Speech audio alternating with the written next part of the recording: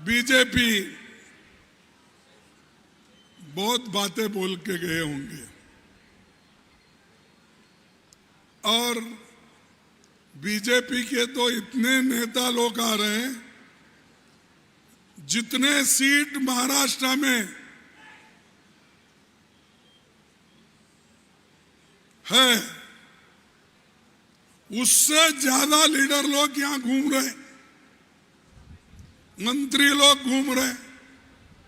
महाराष्ट्र में प्रधानमंत्री तो कई बार आए, होम मिनिस्टर आए और रिसेंटली कोई आए बोल के सुना कोल्हापुर में, योगी जी। वो योगी जी को क्या हो गया मुझे मालूम नहीं। वहां यूपी हॉस्पिटल में झांसी की लक्ष्मी मेडिकल कॉलेज में आग लग के 10 बच्चे मर गए। ऐसा हादसा हुआ, लेकिन उनका महाराष्ट्र में घूमना बंद नहीं हुआ। अब फिर परसों कल क्या कुछ गए हैं। मैं पूछना चाहता हूं, भाई ये तो असेंबली का चुनाव है, क्या प्रधानमंत्री बनाने का चुनाव है? प्रधानमंत्री तो आप बन गए, बनने के बावजूद भी आपकी अधिकार की दाह जो है अभी समाप्त नहीं हुआ। मोदी साहब कल तक यही थे, अब विदेश में घूम रहे हैं। मणिपुर यहां चल रहा है, लोग मर रहे हैं। आदिवासी औरतों को बेइज्जत किया जा रहा है, वहां रेप हो रहे हैं, लेकिन मोदी मणिपुर को कभी नहीं गए, लेकिन विदेश यात्रा करते फिरे। विदेश यात्रा आज भी विदेश यात्रा कर रहे हैं। अरे पहले तो अपना घर संभालो, उसके बाद देश मजबूत होने के बाद आप कहीं भी फिरो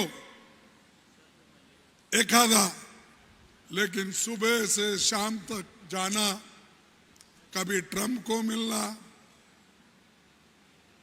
कभी पाकिस्तान के प्राइम मिनिस्टर को मिलना, कभी चीन के मिलना, कभी रसिया को मिलना, सब तरह घूम रहे। अरे घूम के लाए क्या? या जो है सो संपत्ति को बचाने के बजाय तुम विदेश में घूमते रहते हो, कांग्रेस को गालियां देते रहते हो। सबसे खतरनाक अगर कोई चीज इस देश में पॉलिटिकली है तो वो बीजेपी और आरएसएस। ये तो जहर के जैसा है। जहर मालूम है ना आपको? ये जहर सांप अगर एक बार काटा तो खत्म आदमी होता है, जहरीला सांप। तो इसलिए ये जहरीले सांप को आप मार देना चाहिए, ऐसे लोगों को दूर रखना चाहिए। और हमारे पार्टी के पृथ्वीराज पाटिल को आप चुन के लाना चाहिए। आप सारे चुन के लाएंगे, हाथ उठाओ।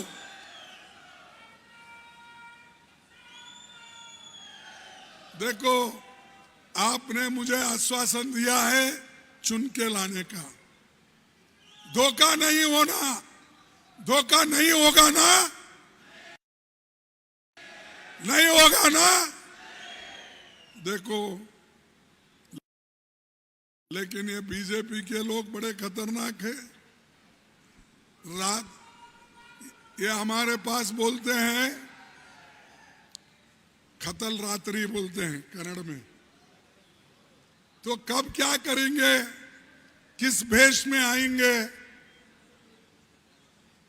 मालूम नहीं होता आपको, क्योंकि खूब पैसा है उनके पास, सत्ता है। और यहां महाराष्ट्र में तो चोरी का सरकार है और सब चोर मिलके एक सरकार बनाए हैं।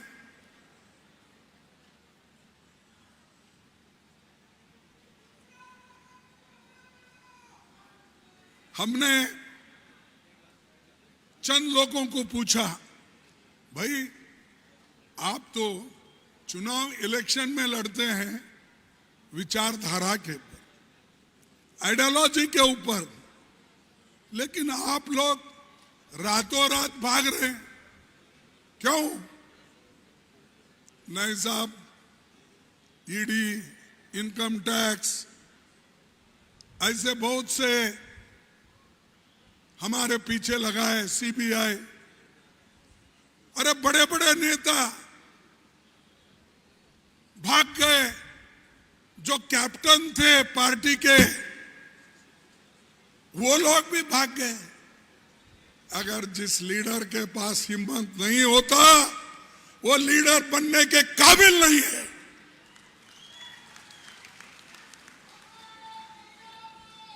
आपको लीडर बनना है, लोगों की हिफाजत भी करना है।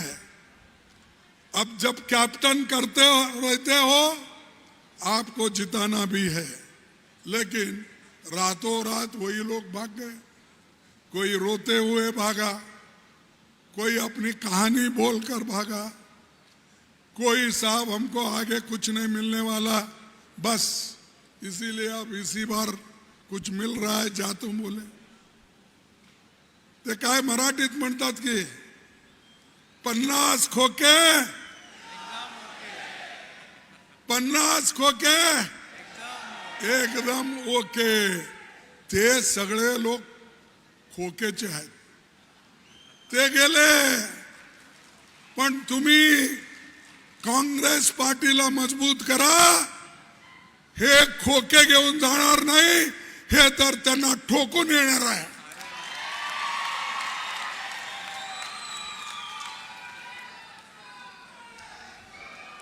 हे तुमच्यासाठी आणि देशासाठी आणि काँग्रेस पार्टीला मजबूत ठेवण्यासाठी आम्ही त्यांना तिकीट दिलेलं आहे। कारण गेल्या वेळी त्यांनी थोडक्या मतांनी हरले, केवळ 5000 मतांनी हरले। तेव्हा या थोडा गडबड आपल्याकडे होत आहे, केव्हाही झालं तर एक दोनदा त्यांना अपयश मिळाला। पण ह्या वेळेला तुम्ही सगळे मजबूत त्यांच्या पाठीमागे आहात, उभे आहात असं मी समजतो। आणि ज्या वेळेला तुमचा आशीर्वाद त्यांच्यावर आहे तर त्यांना कोणी हरवणार नाही।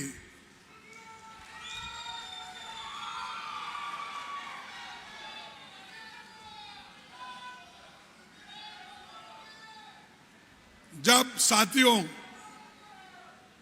मी तुम्हाला एक सांगायची गोष्ट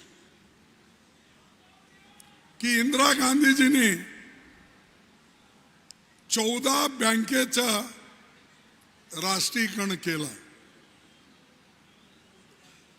आणि राष्ट्रीयकरणामुळे सगळे नॅशनलाइज बँक गरिबांना लोन द्यायला सुरू केले। नाहीतर ते बँकेत कोणी जाऊ शकले नसते, केवळ श्रीमंत श्रीमंत श्रीमंतच लोक गेले असते।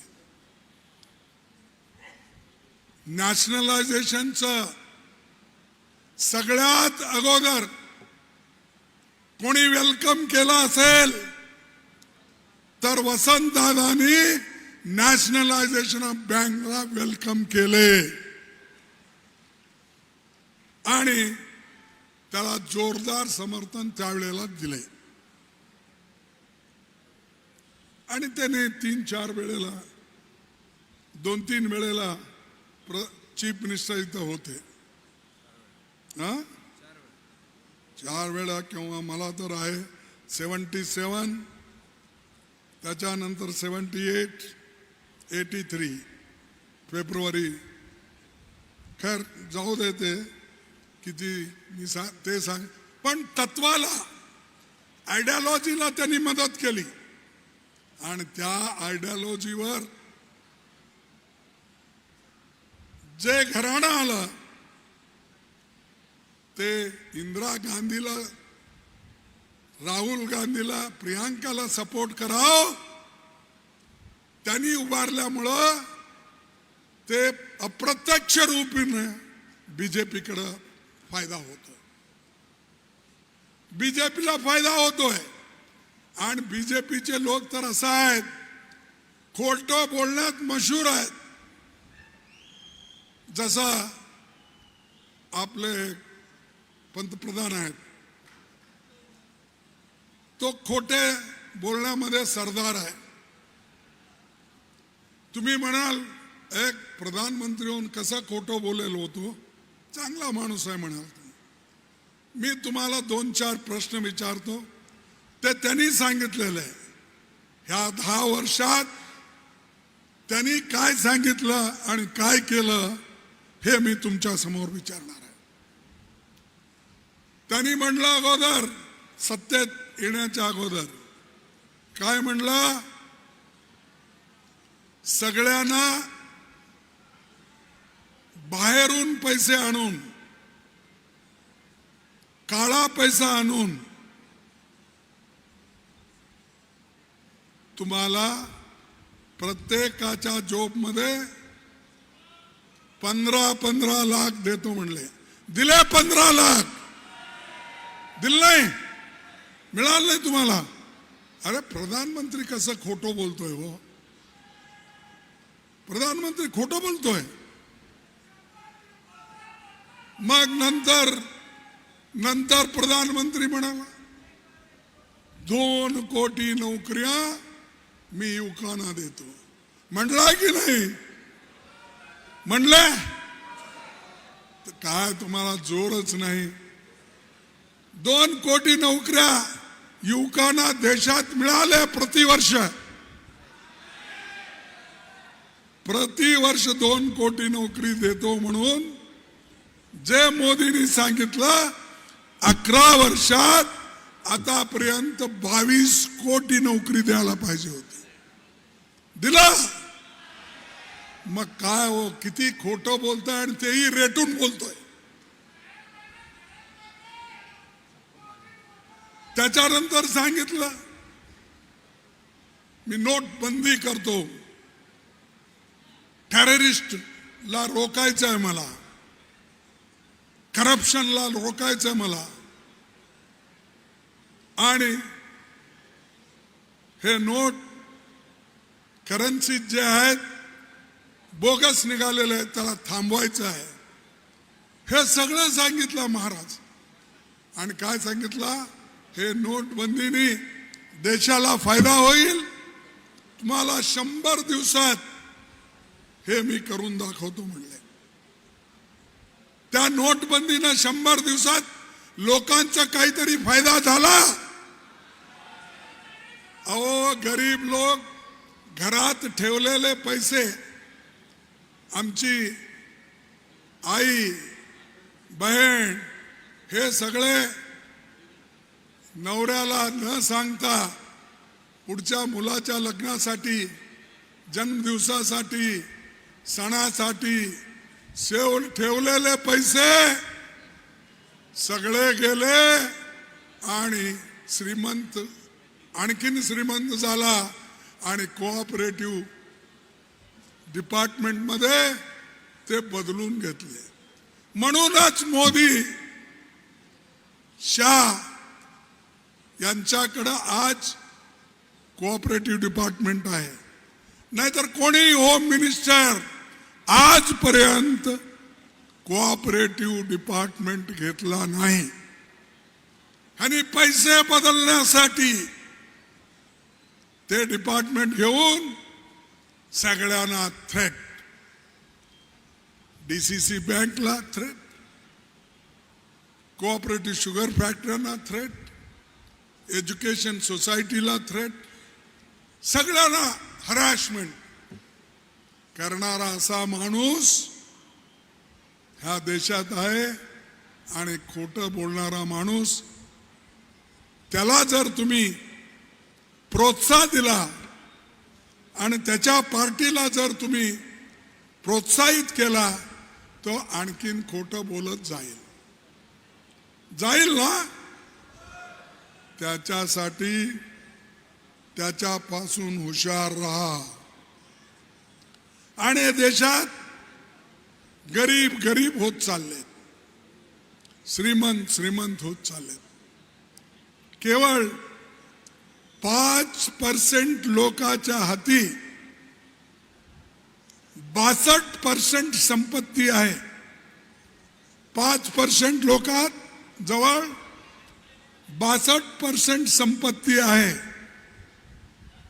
आणि 50% गरिबाजवळ केवळ 3% संपत्ती आहे. 3%. मोदीचं हे काम लूटो और दोस्तों को बांटो.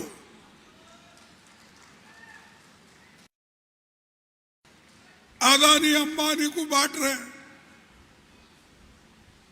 अरे भाई, 16 लाख करोड़ रुपए तुम अपने दोस्तों को बांटे, उनका कर्ज माफ कर दिए. कोई किसान का कर्ज मोदी जी ने माफ कर दिया है, लेकिन सोनिया गांधी जी ने, मनमोहन सिंह जी ने 72,000 करोड़ रुपए जो बैंक के थे वो सब कर्जा माफ कर दिया. ये है कांग्रेस. जैसा बोलते हैं वैसा चलते हैं. उसके उल्टा करते हैं. असं उलट करतात त्यांनी. त्यासाठी मी सांगू इच्छितो की 5 वर्षात अदानीची संपत्ती 10 लाख करोड झाला. किती सांगा? 10 लाख करोड 5 वर्षात. असलं काय भारी काम केलंय बा. किती त्यांनी पसीना टपकला असेल, किती प्रयत्न केला असेल. असली कोणती तर एक मशीन असेल किंवा जादूची छडी असेल तर मोदी साहेब, जे छडी तुम्ही 5 वर्षात 10 लाख कोटी रुपये कमवण्याचं आहे ते सगळ्या गरिबांना द्या, तेही कमवतील. मग असं हे लोक आपल्या मध्ये येऊन खोटं बोलतात आणि कोणत्या गरिबाचं काम करत नाही. त्यासाठी तुम्हाला एक होऊन काँग्रेस पार्टीला सपोर्ट करावा. महाआघाडीला, आपल्या महाराष्ट्र विकास आघाडीला सपोर्ट केला तर इथं नवीन सरकार येणार आहे, सरकार बदलणार आहे. आणि तुम्ही म्हणताल काय एक सांगलीचं सीट गेलं तर काय होणार? अहो, तुम्हाला माहित आहे आमच्या बीजेपीची सरकार, अटल बिहारी वाजपेयी जेव्हा होते त्यांची सरकार केवळ एकच मताने पडली. त्यामुळे एक वोट फार महत्वाचा आहे आणि ते सुद्धा महाराष्ट्र विकास आघाडीला अवश्य आहे. तिकडे विचार करा तुम्ही. एक वोट गेलं तर काय होणार, हे एक निवडून आलं, तसं होत नाही. आवश्यकता आहे, त्या आवश्यकतेनुसार तुम्हाला काम करावं लागेल. आणि तुम्ही जर हे काम नाही केला आणि जर बदलावणीची अपेक्षा करत असाल तर तुम्हाला अवश्य 20 तारखेला पोलिंग बूथवर जाऊन मतदान करा. आणि आमचं निशाण हात आहे, पंजा आहे. सांगा आपली निशाण कोणती? आणि मी तुम्हाला शेवटी सांगू इच्छितो की मोदीच्या सरकारमध्ये तरी फारच घोटाळे आहेत. दिल्लीमध्ये, राज्यामध्ये त्याच्यापेक्षा जास्त घोटाळे. कारण एकेकाला 50 खोके दिल तर पैसे कुठून आणणार? कुठून आले पैसे? आणि या सगळ्या लोकांना पैसे देऊन जे सरकार करत आहेत, चालवत आहात, त्याचा अर्थ कुठून तरी चोरी करूनच तुम्ही केला ना? का तुमच्या घरचे पैसे आणून दिला? त्यासाठी तुम्ही एक होऊन देशाच्या चांगल्यासाठी, महाराष्ट्राच्या उन्नतीसाठी, प्रगतीसाठी तुम्ही सगळे लोक काँग्रेसला मत द्या आणि भारी मतांनी तुम्ही निवडून आणा. आणखीन एक छोटीशी गोष्ट सांगतो. अमित शाह इथं सगळीकडे फिरून आले. जैसा कि आपको मालूम है, आकाश मध्ये जसं गिधड फिरतात ना, काय म्हणतात तुमच्याकडे? गिधड, हा, गिधड, हा, फिरतात ना, तसं इथं महाराष्ट्राच्या इलेक्शन मध्ये हेलिकॉप्टर, विमान सगळे फिरून आले. आणि प्रत्येक मिनिस्टर प्रत्येककडे जाऊन जातीचं नाव सांगून, धर्माचं नाव सांगून आणि सगळीकडे म्हणायचं बटेंगे तो कटेंगे. भाई कौन काटने वाला, कौन बांटने वाला?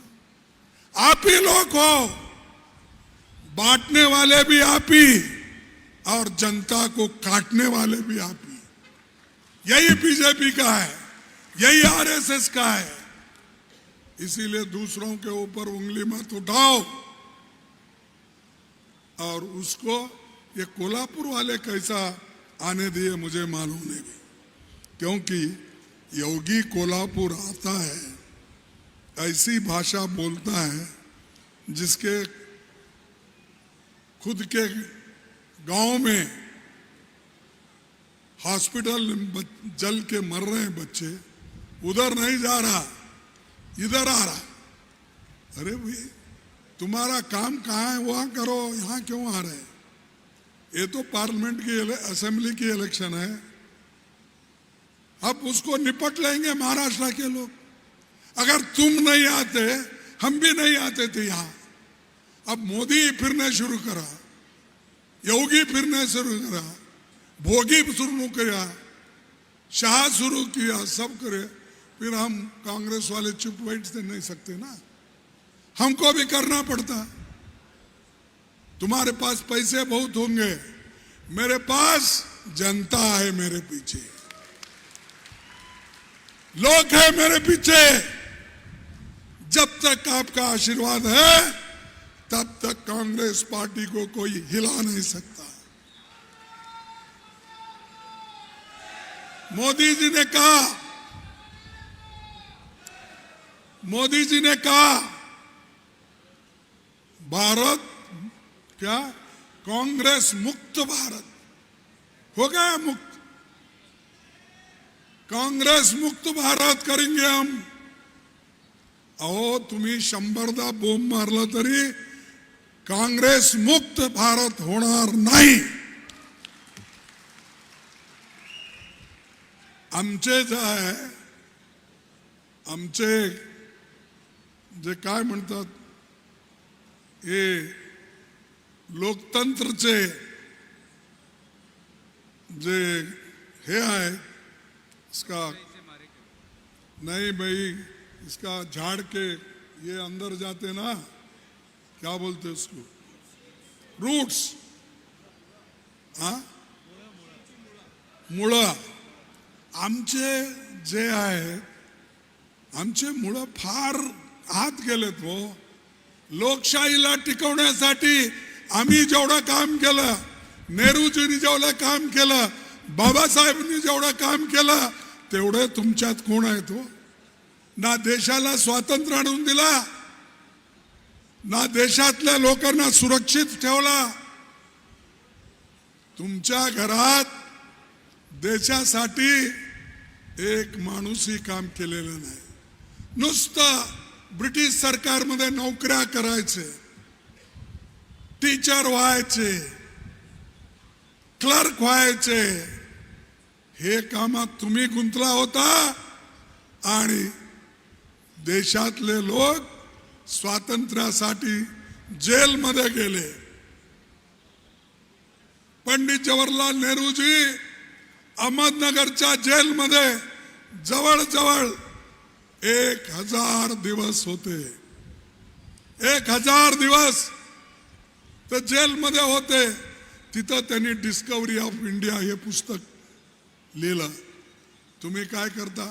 4 दिवस जेलमध्ये असला तर माफीनामा मागता, उलट येता, नहीं हम कुछ नहीं करने वाले, गड़बड़ छोड़ दो. अब तक मैं पूछता हूं, कितने लोग बीजेपी में, आरएसएस में देश के लिए लड़के मरे हैं, घर छोड़े हैं? कितने लोग हैं बताओ? कोई नहीं. सिर्फ खाना पीना, मजा करना और भाषण देते चलना. हिंदू मुसलमान, हिंदू मुसलमान. क्या हिंदू मुसलमानों का इलेक्शन है? ये तो महाराष्ट्र प्रदेश का, इसकी उन्नति के लिए, इसकी अच्छाई के लिए, लोगों की भलाई के लिए ये चुनाव है. न हिंदू मुस्लिम नहीं, या सिख ईसाई नहीं, या दूसरे और जाति में झगड़ा लगाने का नहीं. आणि मी तुम्हाला सांगतो, मोदी म्हणतात एक है तो सेफ है. सेफ ये नहीं है, क्यों आया तुम्हारे दिमाग में? बटेंगा बोल के क्यों तुम्हारे दिमाग में आया? किसने डाला? बटेंगे तो कटेंगे म्हणणं कुणासाठी, कशाला तुमच्या डोक्यात हे आलं? एक है तो सेफ है. प्रधानमंत्री बोलतो म्हणजे देशाचं एकी ठेवण्यासाठी तुम्ही प्रयत्न करत नाहीत, हे सांगा मला. तुमच्यात काहीतरी खोट आहे आणि तुम्ही देशाला एक करण्यासाठी तुम्ही तयार नाहीत, असा त्याचा अर्थ निघतोय. आणि संविधान ह्याला वाचवायचं आहे. संविधान सगळ्यासाठी आहे. सगळा 18 वर्षाच्या वर चे लोक जेवढे आहे त्यांना वोटिंगची अधिकार, स्त्री हो पुरुष हो सगळ्यांना वोटिंगचा अधिकार ह्या संविधानाने दिलेला आहे. ह्या बाबासाहेबांनी दिलेला आहे, हे नेहरूजींनी दिलेला आहे, हे गांधीजींनी दिलेला आहे. ह्या संविधानाला वाचवणं तुमचं कर्तव्य आहे. हे तुमच्यासाठी तुम्ही प्रयत्न करायचा आहे. लोकशाहीला वाचवणं हे तुमचं कर्तव्य आहे. तुमच्यासाठी, हे दुसऱ्यासाठी नाही. आपण सुरक्षित राहावं हेच माझी अपेक्षा आहे आणि सगळे मिळून राहावं हे मी तुम्हाला सांगू इच्छितो. और एक बार मैं आपसे ये करूंगा कि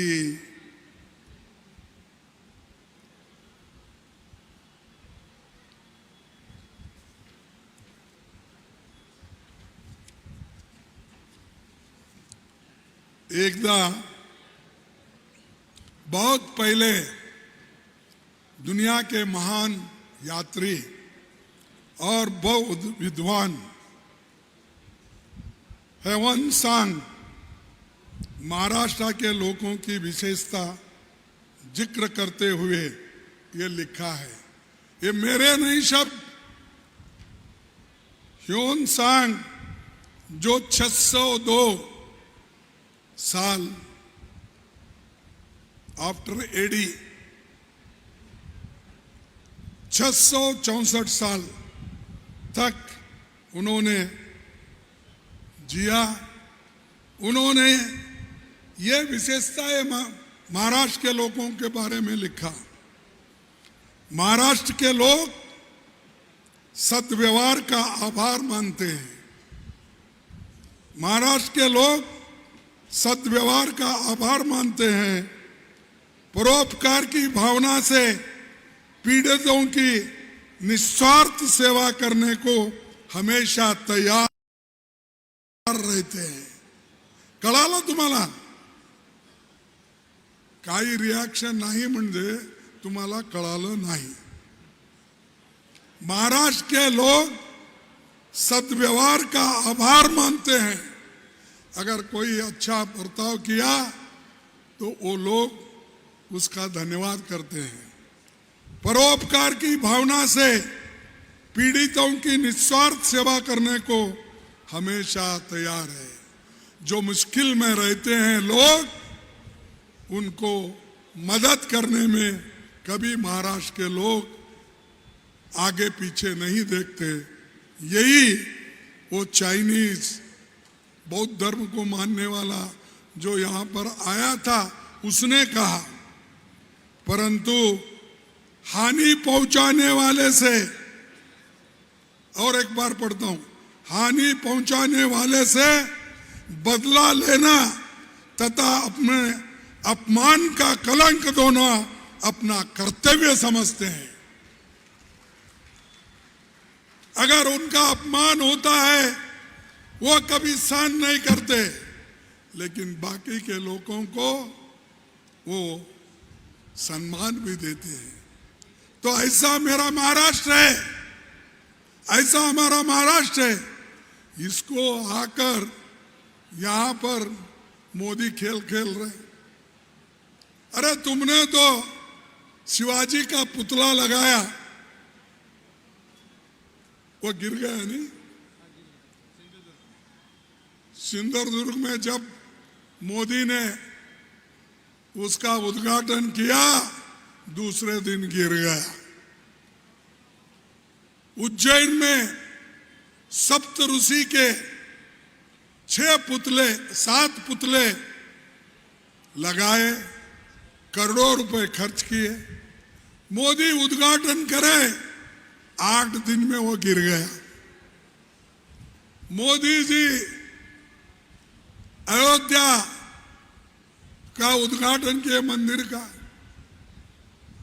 और लोकसभा बिल्डिंग का उद्घाटन करे पार्लियामेंट का, वो दोनों टपक रहे. इनका हाथ गुण है मुझे मालूम नहीं.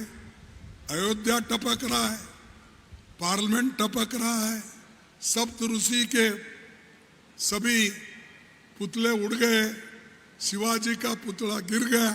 ये अपमान देश के लिए है, महाराष्ट्र के लिए है, शिवाजी के लिए है. गड़बड़ी में आना, कुछ तो प्रोग्राम दो बोलना, उसको कैंची लगाना, उद्घाटन करना, उद्घाटन करके वो चले, इधर पुतले गिर रहे हैं. ऐसे ये लोग हैं. तो मैं आपसे कहना चाहता हूं कि ऐसे लोगों को आपको दूर भी रखना है। और एक बात मैं और बोलूंगा कि खुद हमको रिपोर्ट मिला है, बीजेपी के लोग पुलिस के थ्रू पैसे बांट रहे हैं, पैसे ला रहे हैं और पैसे हर जगह उनके आके पहुंचे हैं। अगर एक सरकार खुद ही पैसे बांटती है तो आप ही सोचिए ये देश में लोकशाही बचेगी? बचेगी लोकशाही? तो ये ऐसे मोदी जी करते हैं। और पुलिस वालों को भी ये कहूंगा, भाई आज उनका राज है, कल हमारे आने वाला है, तो इसीलिए थोड़ा ध्यान से काम करो, अपना काम कानून के तहत निभाओ। मोदी के कानून के तहत, शाह के कानून के तहत अगर निभाएंगे, यहाँ फडणवीस भी नहीं रहेगा और कौन भी, या शिंदे भी नहीं रहेगा, या कोई गठ नहीं रहेगा, उसका कुछ चलने वाला नहीं। वो नहीं आएंगे तुम्हारे को छुड़ाने के लिए। हम ये चाहते हैं निष्पक्षपात चुनाव हो और लोग अपने इच्छा के अनुसार वोट देना चाहिए और पैसों से कोई किसी को खरीद नहीं सकता। और आखिरी में एक बात मेरे को कहना है कि यहां पर महंगाई बढ़ गई, उसके बारे में मोदी जी को चिंता नहीं। अनएम्प्लॉयमेंट, बेरोजगारी बढ़ी, उसके बारे में मोदी जी कभी कुछ नहीं बोलते। हमारे शेतकारी भाई, किसान भाई परेशान हैं। सोयाबीन, राइट, उसको अच्छी प्राइस नहीं मिल रही है, कॉटन को अच्छी प्राइस नहीं मिल रही है। तुम लोग बाहर से इंपोर्ट करते हो और हमारे किसानों के दाम गिर जाते हैं। इसकी चिंता आपको इसलिए नहीं है कि आप किसान है नहीं। एक तो व्यापारी है, दूसरा उनको पाप बेचारे को खेतों के बारे में मालूम नहीं। जो कहते हैं उनके दोस्त लोग वही वो करते हैं।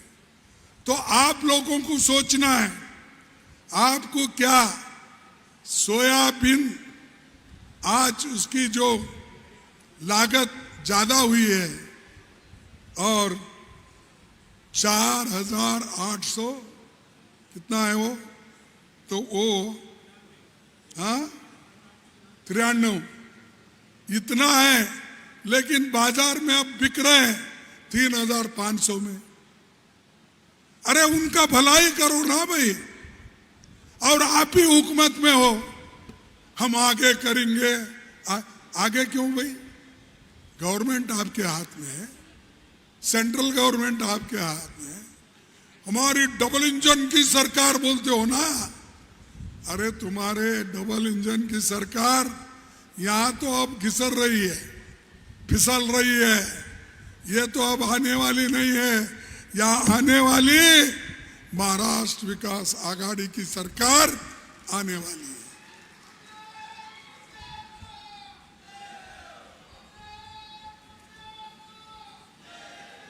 और मैं जो भी किसान हैं उनका ट्रैक्टर का हो, उनका फर्टिलाइजर का हो, ये जितने भी आज दाम बढ़ रहे हैं, जीएसटी बढ़ रही है, उसका उनको वो ख्याल नहीं करते।